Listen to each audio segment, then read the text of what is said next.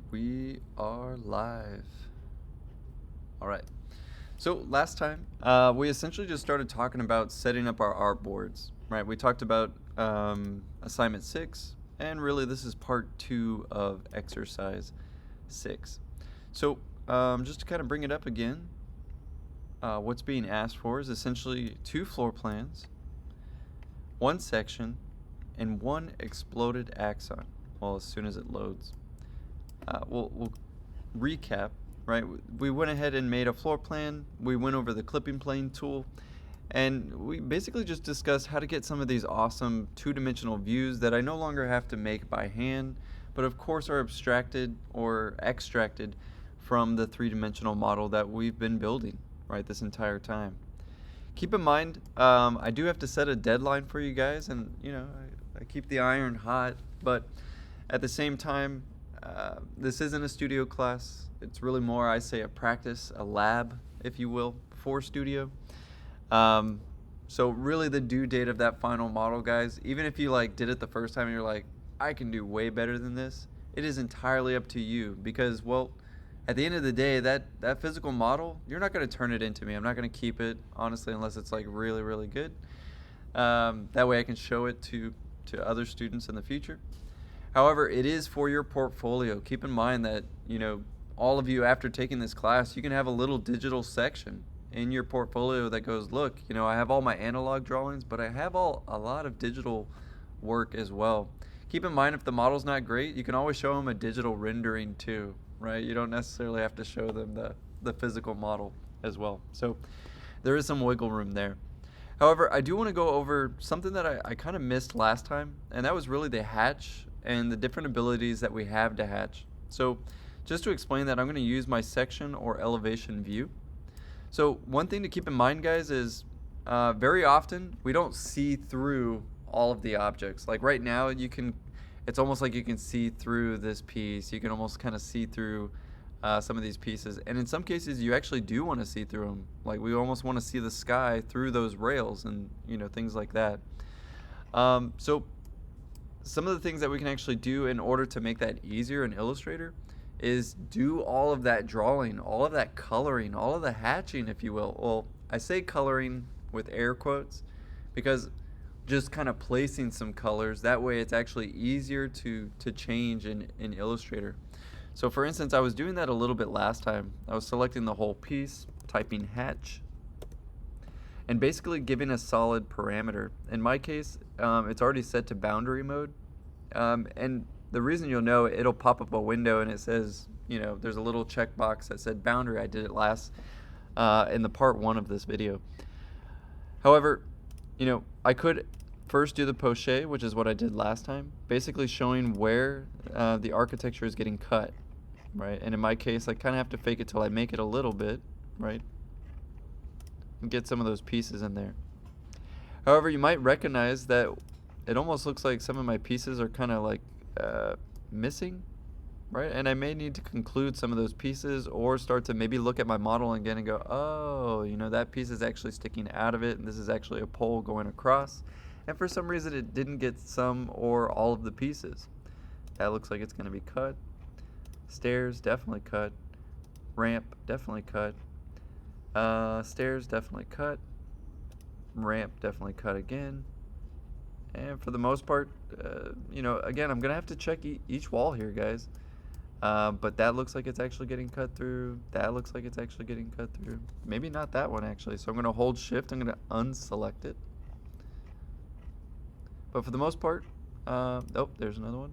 Definitely gets cut through when we go up the stairs here, meet the landing. And basically starting to do that obviously here. Now, I'm not going to do it all on my Make 2D layer. In fact, I'd probably make some separate layers themselves and call them actually hatch layers. So like hatch 1, hatch 2. Oh. So hatch 1. Oh, I guess I already have a hatch 1. My bad. My bad, computer. Let's make that a little bigger. Oh, come on. I hate when the cursor's so small. There we go. Okay, so actually we can use my hatch 2 and my hatch 1. In my case, I'll switch to hatch 2 and maybe get some more information. Now what I mean by that is going to look kind of weird because I just did the section. However, now I want to do actually elevational stuff. So in my case, like the surface of something, right? This hole, maybe for instance, maybe I do want to see the sky through it, and we'll eventually get to that in Photoshop today in this video. But I may want to actually show that this is concrete or again plaster, something else, right? And what's a little bit easier to do is actually hatch it first.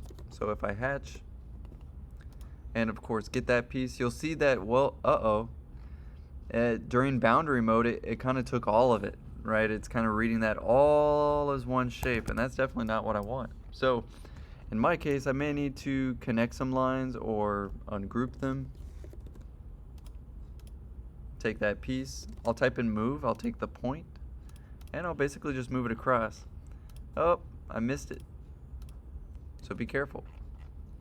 Just because it looks like it's attached doesn't always mean that it is. I might just have to zoom in a little bit more, and of course close it.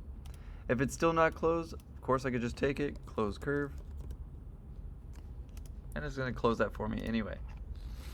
Well, in my case it actually moved the entire line. That's funny. And make sure you actually have point enacted, otherwise it'll never get that point. There we go. Pretty good. We can take all those pieces, and we can basically try again. However, I'm seeing that it's going to open up in certain spots as well, and I'm seeing that, oh crap, you know, this piece really is missing that pole in the middle. So, I mean, don't waste time making 2D all over again and remodeling, and just draw a line there. Not a big deal. Of course, in my case, I'd probably want to make sure it's the right layer. So I'm just going to draw it real quick, but then take that piece. I think I can actually type in match or match properties. You can actually click on another line to basically match that, right? So again, another great command. I mean, don't get me wrong, I could right click, I could find the right layer, right click, change layer. But again, match properties is another great tool. Keep in mind that you have to select first what you want to change, press enter, then select the line you want to copy its properties, then press enter again. So do keep that in mind. But let's go ahead and try that boundary again. So I'm going to type in hatch. And again, I'm trying to get the surface of this. Oh crap, it looks like there's another line in there.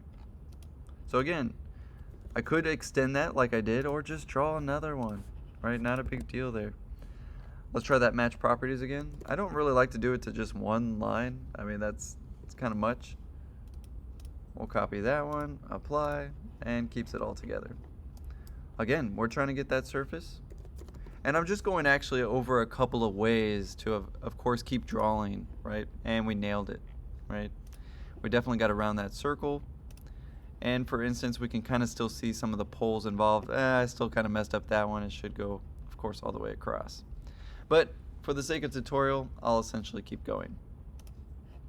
But yeah, now we can definitely have the transparent sky back there. We still have our poché that's actually getting cut, but now we can actually add some other surfaces. Now don't get me wrong, this isn't the only surface. And to be fair, I could actually even take a rendered view. So for some of you guys, we have a clipping plane, right? Or you maybe still even have a clipping plane enacted. I think I do. Maybe I don't. Clipping plane. Be careful, I think you can actually add multiple clipping planes. So let's go ahead and do that. We'll take that one. Oh. Sure you got the right one. There we go. But what's kind of nice about this clipping plane thing is that it'll also make it in the rendered view. So like if I take that exact shape, and it's going to be pretty hard to find the exact same shape again, but you know, fake it till you make it, kind of imagine it. And sometimes, to be fair guys, I have to like redo the section view just to kind of see what I cut, right? There's what I cut last time. Ah, that's why those things cut off. They really are kind of in there, aren't they? And it's really actually more of a circle.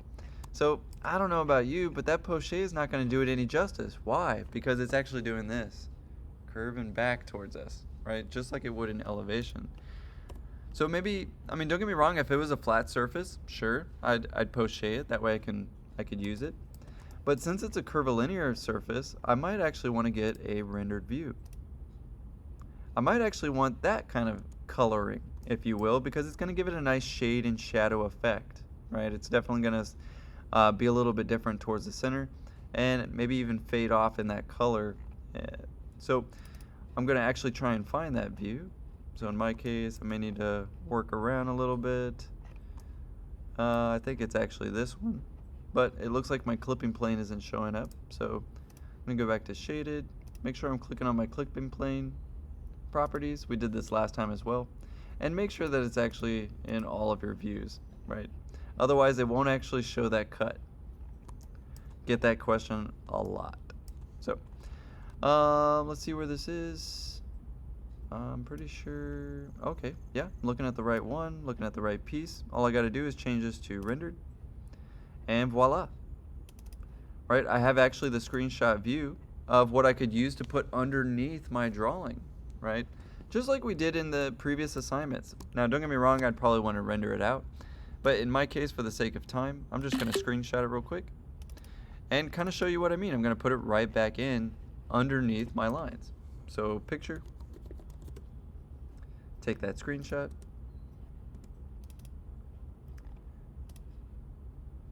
Let's see if I can nail it. Oh, I'm gonna go with that.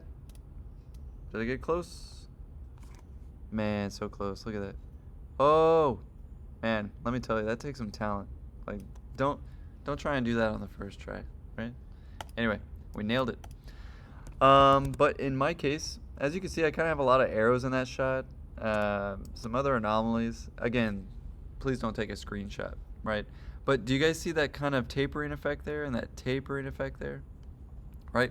I definitely may want to use that. So don't get me wrong. I'm probably not going to put this image in Rhino, but I'll definitely use it for Illustrator, right?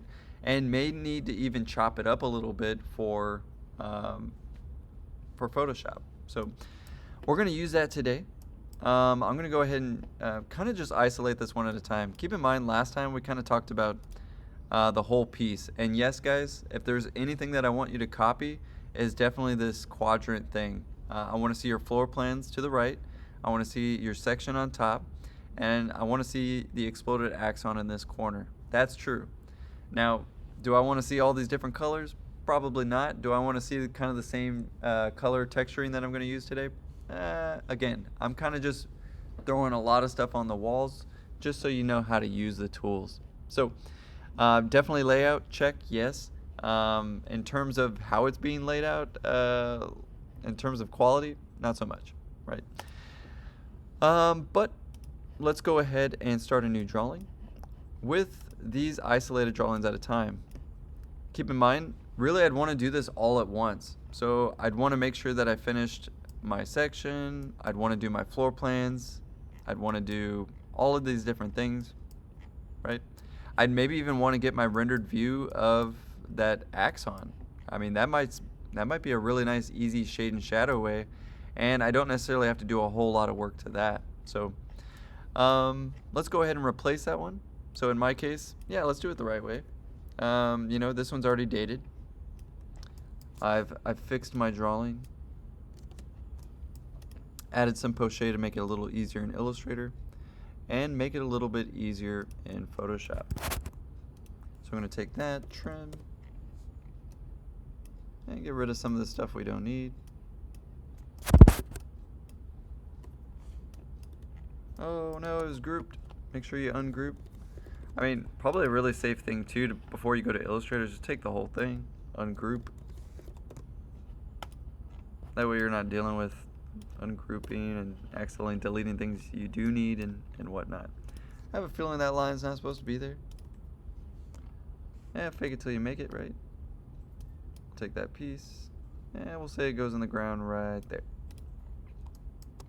So on and so forth. Now, probably some of that is actually, well, I don't know. It looks like it's supposed to actually be right about there. and then maybe trimmed off. So don't get me wrong, your graphics 2 and your graphics 1 skills will still come in handy, right? I mean, don't get me wrong, that doesn't go away, right? Just the computer simulated version of it. But it's still going to take looking at each and every line and going, is that right? Yeah, that's right. But again, definitely looks a lot better, and I didn't have to remodel crap, right? I didn't have to go through the entire process again. I just had to fix the two-dimensional lines. But that's looking a lot better. Let's go ahead and update our file. So I'm going to take the whole thing. I already have that screenshot. So File, Export Selected. In my case, I'm just going to put it on the desktop real quick. Test exercise 6. I'll even name it the exact same thing. Export, yes, replace. Awesome. And let's go ahead and open this file up again. So I'm going to go ahead and close that one and open that same one. Update, why not? So I'm not necessarily going to go over the layout method again. That was kind of last time. For the sake of this, the reason I want to kind of pull it all in together is to keep in mind, guys, I don't want you to do this one at a time. They all have the same layers. You might as well change them all at the same time, right? Especially, you know, since we have them one at a time. Anyway, I do need to resize it real quick, so let's at least do that for one of them. So I'm going to turn them all on, or in my case, accidentally all off. Let's go ahead and change my artboard. So a little bit of review, document setup. I'll go quick. Obviously 11 by 17. Flip that. 11, 17. Sweet. And to be fair, I'm just going to kind of do one today. So don't really need that. However, I do want to make sure I scale them all together. Just because I do one at a time and get the details. As long as you match one dimension, you're usually pretty good. Except I've got 4 highlighted, so that's not going to work. Sweet. And there we go.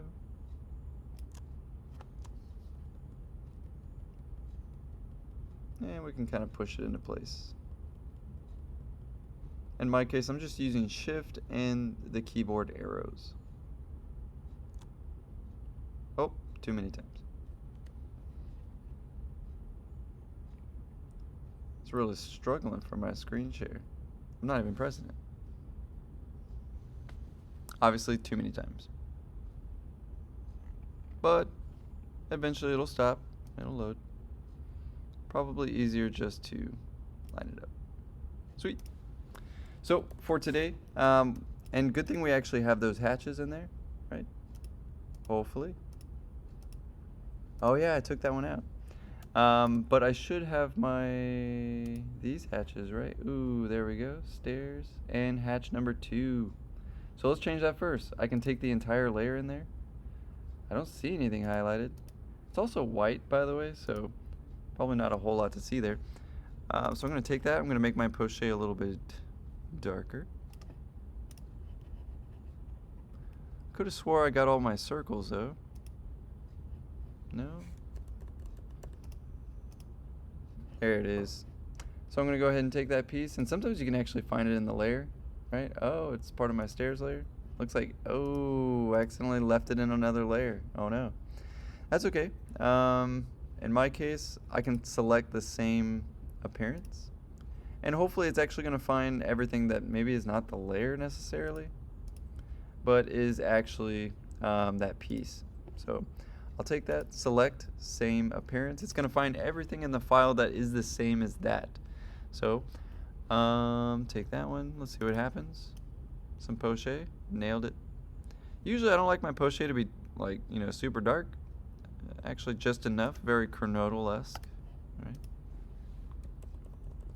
But just like that, we have all of our poche, right? I didn't have to sit there and fill it in. I didn't have to flip the paper around, put the marker on the back or anything like that. And if you're using the Wacom screens, it'll actually be in true color as well. So that's always a nice plus. Let's continue though. right? Let's get this ready for at least the Photoshop tutorial portion today.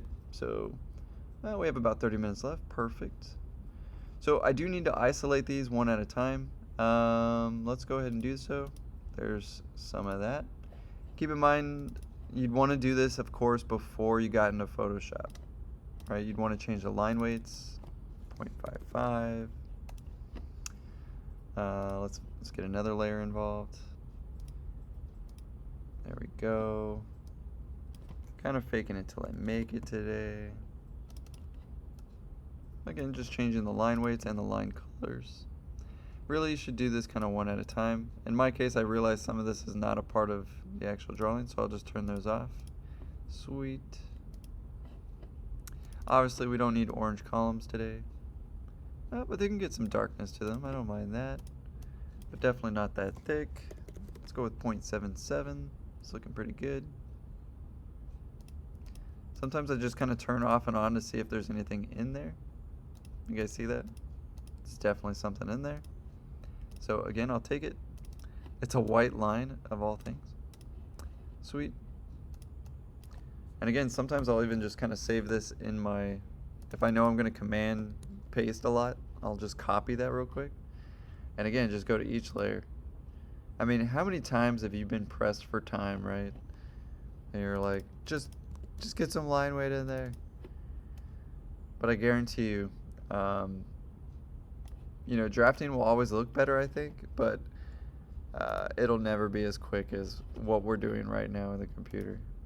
Right? This would just take forever in comparison. That one looks like it's already done. Oh, maybe we didn't. There's some red lines in there. Looks like it though. Okay. And again, good thing we exploded, because now we don't have to worry about any groupings. And obviously I'm just kind of faking it until I make it.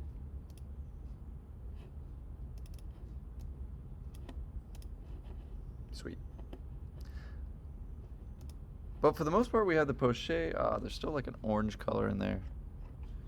Let's see what it is. Can we delete it? There we go. Oh man, there's more of them. Let's find out what layer it is and just get all of them. When you get those question marks, it means that everything that you've selected, there's actually different colors involved. So we'll go with that. But again, let's say we got the perfect line weight. We got it all. One of the next things I wanted to go over, and I feel like I already have. Did I show you guys how to put scale figures in your drawing? I know I did in D4, but maybe I haven't done that actually in computer graphics. So one of the things that we can do is, well, to be fair, it's something that I would have done in Rhino, but to be fair, I guess technically you can do it in Illustrator as well, and it really doesn't matter. I mean, if we're following kind of our workflow, I would probably put the scale figures in here, and I could just probably draw them as well, right? I mean, we can make little scale figures. He's got a head. I mean, don't get me wrong, I could use the Wacom tablet for this, and really, he's got a suit on. There we go. But for the most part, I mean, to be fair, you can't really do that so easily in Illustrator. But yeah, more or less you can get a scale figured. And that way, if you actually wanted to trim something, you'd do it here, right? Oh no, he's outside of it. He's making a break for it. Anyway, but clearly a lot easier in Rhino to change those things. Whereas in Illustrator, yeah, good luck with that, right? And of course, how fast I was doing that, right? Even just drawing one. To be fair, I do not draw in Illustrator. However, I've learned over the years that it is possible, just not great. There's a pencil tool, right? So if I take this pencil tool and kind of oddly do the same thing, as you can see, drawing with the mouse is hard. Oh my god, my guy died. He looks like a ghost. Anyway, now there's his ghost silhouette anyway. But as you can see, yeah, you know, it's cool, but if I wanted to show him outside of those, I'd really have no way of trimming these. I'd literally have to sit here and break these, which is a knife tool, which is KN, and I'd have to sit there, break each line. Anyway, don't do that, right? However, there's actually already some pre-made stuff, right? So if I go to like Pimp My Drawing, I've shown you guys Pimp My Drawings, right?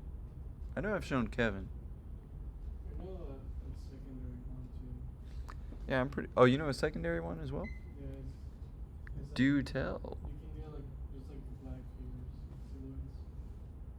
silhouettes. Sweet, sweet. So yeah, there's definitely a lot of scale figures out there. However, one of my favorites is I think it's Pimp My Drawing. Yeah, Pimp My Drawing.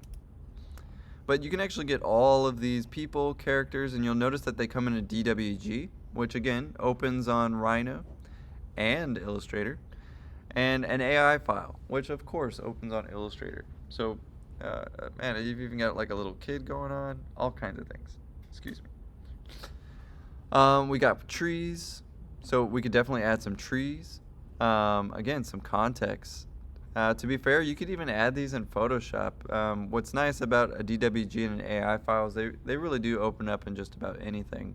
So again, it's not so much when you get the trees in there, but that, you know, how much is going to take you some time, right? I'd probably put the trees in Rhino. That way, again, I could really have the ultimate control and manipulate the lines. In my case, I'd probably say doing that in Illustrator is kind of a task in itself. So I probably wouldn't do that. Obviously, I'm still in my break tool. My bad. There we go. So let's say, let's get a tree in there. Why not? I don't know. There's not a lot of space for the trees. And it's going to be kind of hard in Illustrator. I'll let you figure it out. And I'm going to recommend either Rhino or Photoshop on that one. So anyway, I do want to get into Photoshop today and have plenty of time to talk about it. Yeah, that was my D1 stuff. Some more D1 stuff. My bad. All right. Also, recently, I've been teaching my 3-year-old to use a Wacom. It's been hilarious. But yeah, it's kind of funny. The same detailed drawings of crown drawings. Anyway. So what we want to do for this is actually a little bit different than Illustrator. We do want to do each file at a time. Keep in mind, I may not really have to do this to, like, say the floor plans. I may just kind of leave those as a, I don't know, a nice drawing, right? Oh, one step that I forgot to maybe add in here is maybe that background, but we'll do it in Photoshop for today. I'll show you how to do it in Illustrator later. Let's go ahead and do a new file. We'll do 11 by 17. So 11, 17, in my case 300 resolution is probably pretty good. We'll go with create, and quite literally we'll just drag and drop this. So let's go ahead and minimize that. Make sure that I'm in Illustrator. I'll select everything in this view, right, this little artboard. Make sure that I get a line in there and quite literally drag and drop it. And it's going to come in as a perfectly scaled solid object. I press enter, it's done. However, keep in mind that it is now a pixelated drawing. It's no longer, if you take a look at the Illustrator, you could zoom in forever, right? Forever and ever and ever and ever, and it's never going to actually get pixelated. It's going to stay perfect because it's a vector line. We're looking at the same line here, right? Keep in mind, you don't want to do text in Photoshop. Right? Why? Because it's a raster and it's gonna be blurry. We're looking at Illustrator right here, and we're zoomed in the same amount, and look at that guy. He is not blurry because it's a vector program, right? So just in case you're unaware of those things, and again, there's a reason why we kind of work in these workflows, why we establish the line weight first, because, well, I can't change it now, right? Especially in Photoshop. However, there's a lot of stuff we can do in Photoshop. The first thing that I like to do is basically start in the back and then move towards my foreground, just like Bob Ross, right? He starts off with the sky, the mountains, the trees, and everything towards the foreground. In my case, as long as you're actually keeping track of your layers, it's not really a huge deal. And let's go ahead and minimize some stuff because I got a lot of stuff going. There we go. All right. So let's talk some context. We've already got our pieces. We've got even a little bit of a rendering that we can use to give some shade and shadow to some of these pieces. And after all, it is a section, and I do want to add some quality to it. For instance, I don't know if this is circular. There's a lot of question marks, right? If just looking at it, you're like, what is going this way, that way, what's being cut? So don't get me wrong, I mean, we have the floor plans and the section cut where that should be, but let's go ahead and make it easier for our observer. So in my case, I'm going to go File and Place an Embedded Object. I'm going to take that rendering that I just took, or that screenshot, my render for today, and basically line that up first. In my case, I'm going to put it behind my vector layer, and I'm going to do Command T to transform it, right? And I'm just going to get that to line up real quick. Now, keep in mind there's a lot of silliness in my screenshot. Obviously, I don't want all those arrows and weird things going on. But in my case, I could probably line up this circle pretty closely. Again, I'm going to hold Shift to make sure that it stays proportional. Otherwise, this process will be futile, and you'll sit there kind of forever, just trying to make it line up, and it won't. Actually, I already think I messed it up. Delete. Don't worry, when in doubt, don't like sit there and waste a bunch of time trying to figure it out. Just try it again. I mean, especially if you don't or do know that you messed up the proportion. And I definitely messed up the proportion. I forgot to hold Shift. In my case, not Shift.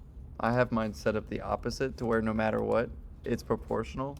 But if I hold Shift, it becomes unproportional for me. Anyway, by default, yours should actually be hold Shift, stays proportional. That's looking pretty close though, and looking pretty good. I'll hit Enter. And to be fair, I don't want my sky to be seen as like this gray abyss, right? So a couple things that I could do. I could sit there and erase it, right? I mean, don't get me wrong, I take this layer, take my eraser tool. It's gonna say, hey, you gotta make this a smart object first. That's okay. Yeah, let's do that. That way, of course, I can erase. Now, that's gonna take a day and a half, right? So I definitely don't wanna do that. I'm gonna instead right click or even double click on a layer. We'll do it as well, but it'll bring up my blending options. Now what that does is I can set this to essentially multiply, and I can have it take out that gray color. So if I set it to that gray color, in fact, it's going to take it out just like that right for me, right? And I didn't have to do a thing. However, if you notice, it did take actually a lot of the white elements out. I don't know if I do need those necessarily, and I probably don't. However, keep in mind that I can't just sort of eliminate that color. However, I can add another, I believe, point. All right, you can actually set the dark point as well. So that can be actually quite nice.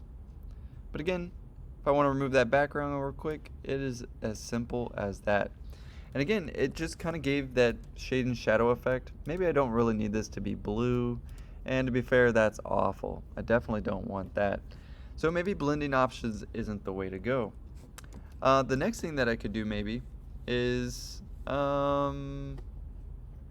just eliminate it, right? So I could use my magic wand tool, and if you've never used that before, it basically works on a tolerance system. So if I click on that tolerance, as you can see, it kind of is like, is this what you mean? Well, let's see. Delete. Oh, pretty close actually. Let's try that again. I mean, especially in spots where I know I don't need it. Right? I'll get rid of that gray space. And I'm simply just clicking and pressing delete, right? So if I want to unselect something, I can do Command D or Control D if I'm on Windows. I'm going to set my tolerance to something a little less. So keep in mind, if I have it, the number there basically essentially tells us a tolerance of how many pixels to take. So if I put 32, it's going to take more pixels. If I do 16, it's going to take less pixels, right? So in my case, I'm going to choose 16, click, and let's see what that does. Oh, that's much closer, isn't it? Right? So again, just getting rid of anything that I am normally going to fill that in with some sky. So, well, definitely want those.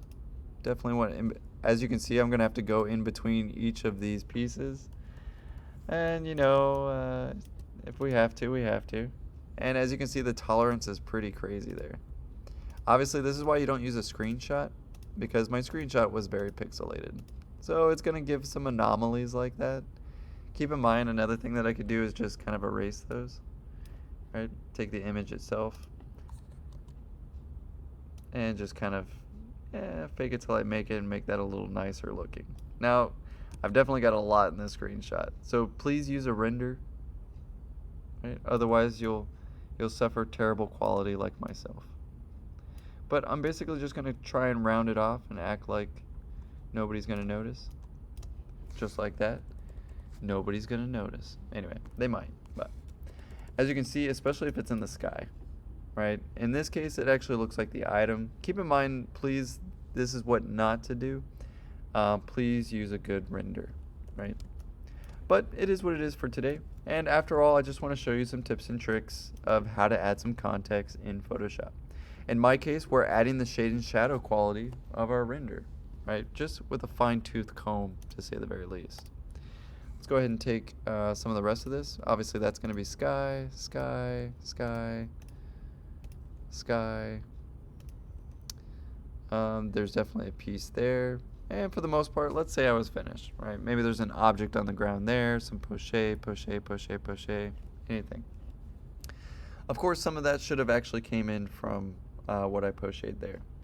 Now, what's nice from here is essentially I can make a new layer, and we can start off with that background information. So in my case, let's go ahead and double click, call it the sky.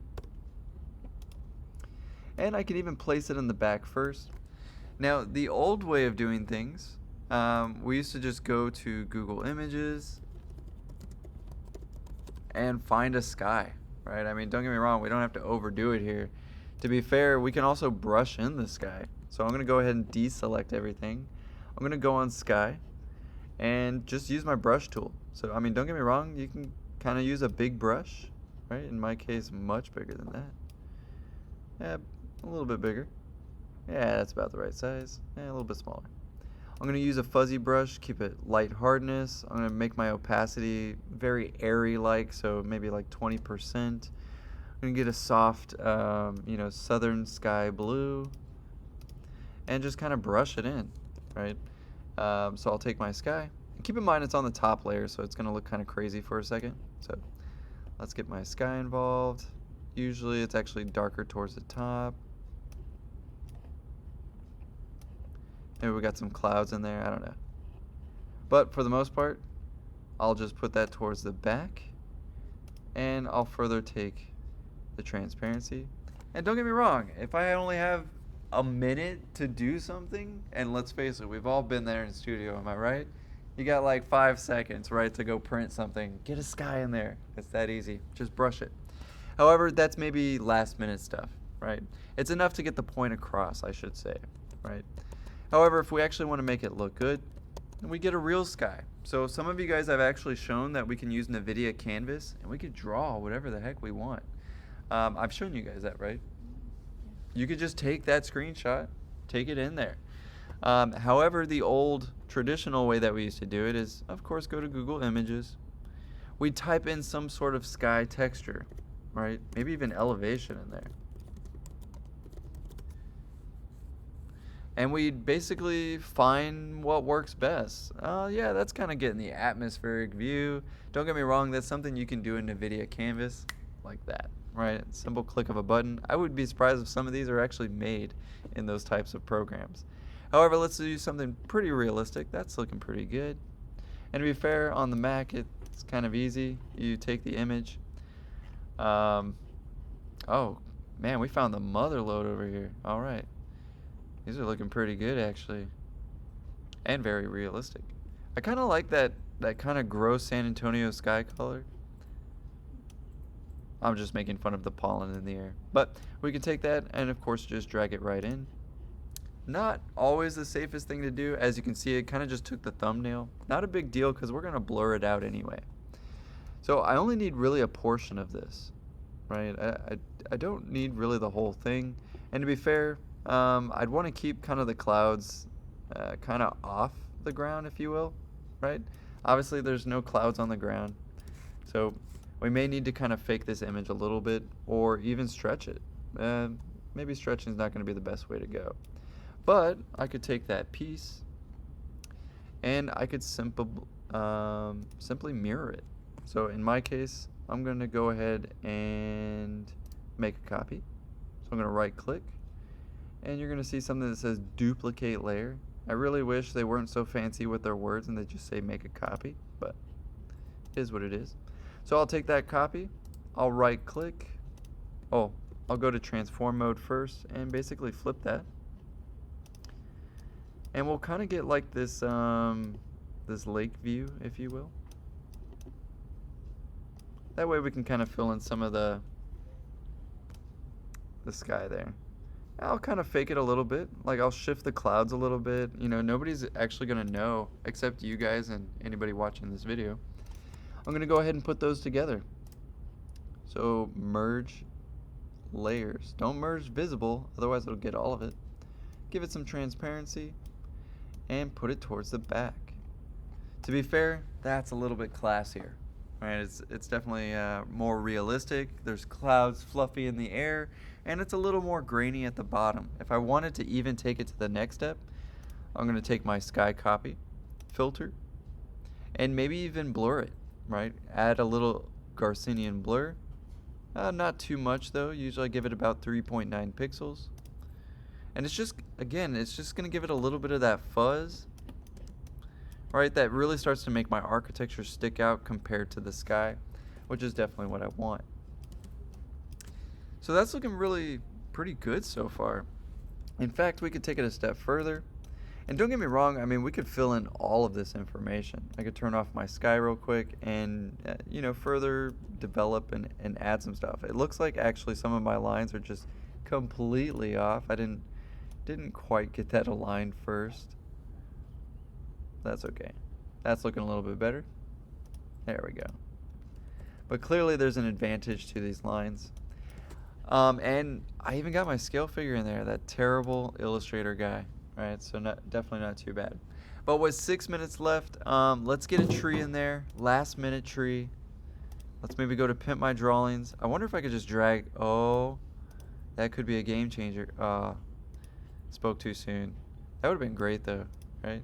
Anyway, let's see if I can take it on my desktop though. Ooh, I bet you could. Look at that, boy. Sorry, I should act my age. Let's see if it works. I don't know. I like testing out new things. I know it's in the heat of the moment in studio, that doesn't always work. But as you can see, I can literally, keep in mind this might be only a Mac thing. It's pretty good at like dragging and dropping stuff. So I just dragged it onto my desktop and then dragged it right into Illustrator and bam, man. There is no excuse why you should not have context in your drawings, right? I mean, just like that. And there's nothing wrong with a white tree either. It kind of sticks out maybe a little too much. Let's maybe dial it back a bit. Make sure you label your stuff. So in my case, I'm going to make sure I called it tree 1. I don't know. I might have a couple trees involved. I can isolate them. So I can do Command T. I can change the size of them. Let's say it's in the middle of the park. Maybe it's a really big tree off in the distance. Dang, we're like in the middle of Africa. I don't know. Maybe we're in St. Pedro Springs Park. Let's dial that back a bit. Obviously, it's not about the tree. It's about my architecture. So, I don't know about you, but Bob Ross is a big fan of gigantic trees. Let's mix and match a little bit here, actually. Let's give it a little bit more ambiance, make it a little bit more realistic in that case. I'm gonna stretch it up. I'm gonna hold shift. Maybe I kind of want the tree in that piece. It kind of looks cool. Again, I'm just gonna make a copy, paste. Boom. Take another one. I'm going to transform it. I'm going to flip it so nobody knows that it's actually the same tree. I'm going to mess with its proportions a little bit. That way nobody knows it's the same tree except you guys. Right? Enter. Voila. Right? I added some trees, some sky, some shade and shadow, and it didn't even take me 30 minutes. Right? Keep in mind, I'd still probably want to work, obviously, that render. That render was key on this one, right? It's really kind of making this blue and disgusting. It's adding all those crazy lines, the color red sticking out like a sore thumb. Hey, it actually looks really good on the projector as well. But it's a start, right? And for us, guys, this is like something I've practiced for years. So don't get me wrong. Give it a shot. Get at least a sky in there. Get a couple trees, and obviously some scale figures. Now, if it's a section, I probably should have post shade actually my topography cut as well. But again, those rendering settings refer to the other videos. To be fair, some of you guys have also been sharing with me some of the videos like, hey, I found this guy just talking about renderings in Rhino. Guys, awesome. Please post it on the Miro so somebody else can see it too, right? Especially if you find something really good, put a timestamp. Yeah, from 5 minutes to 6 minutes, he talks about this awesome stuff that Professor Verrett totally doesn't know. Awesome, I'd want to learn it too. Again, I'm not like God here. I don't know everything about this program. And very often I learn while I go as well, right? So any questions so far about this? Hopefully kind of a small review for some of us. But again, definitely an intro to somebody who's maybe never done it before in Photoshop or worked in this workflow. No questions? Let's go ahead and recap. So first we went over some of the ways that we can enhance some of this. Obviously some different hatching to make that a little bit easier in Illustrator. Then we went over how from Illustrator we could take those lines and simply drag them into Photoshop. From Photoshop we learned that we can take some sky layer, some entourage or some context, and obviously start to fill in and really add some depth and dimension to our elevations or sections. But if there's no questions, we'll leave it at like that for today.